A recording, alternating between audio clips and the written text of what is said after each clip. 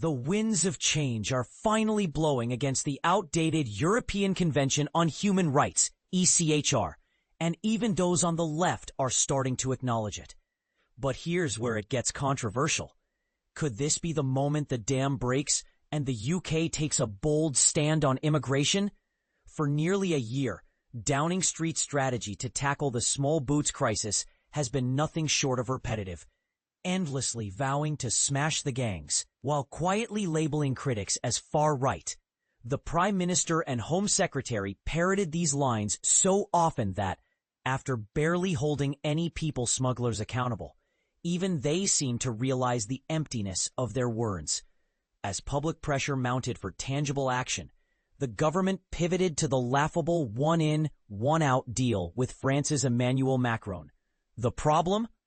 Thousands of migrants continued crossing the channel, while only a handful were deported. Home Secretary Yvette Cooper, who once promised regular updates on deportations, has since fallen eerily silent.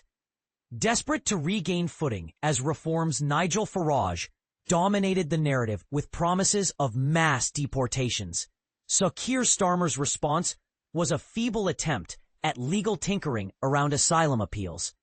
A move so out of touch, it's hard to imagine any focus group endorsing it. And this is the part most people miss. The public's frustration is reaching a boiling point, yet Starmer seems oblivious. But cracks are beginning to show.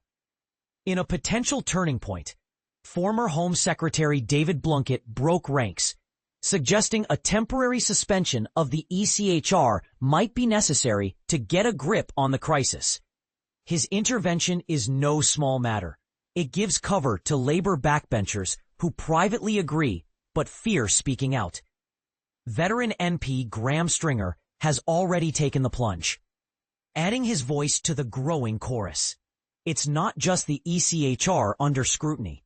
Left-leaning commentators are now openly discussing suspending the UN's 1951 Refugee Convention. Here's the bold question.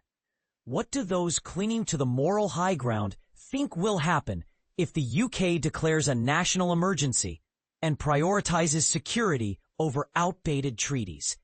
Do they genuinely believe the UK will become a pariah state akin to Iran or North Korea? A quick look at these treaties reveals they are relics of a bygone era. The UN Refugee Convention, born from the chaos of World War II, feels as outdated as papyrus in a world of mass migration and instant communication. When even left-leaning voices start questioning these treaties, it's clear the tide is turning. But what does this mean for the UK's future? Is suspending these agreements the only way forward? Or is there a middle ground? What do you think? Let's spark a debate. Are these treaties still relevant, or is it time for a radical rethink? Share your thoughts in the comments.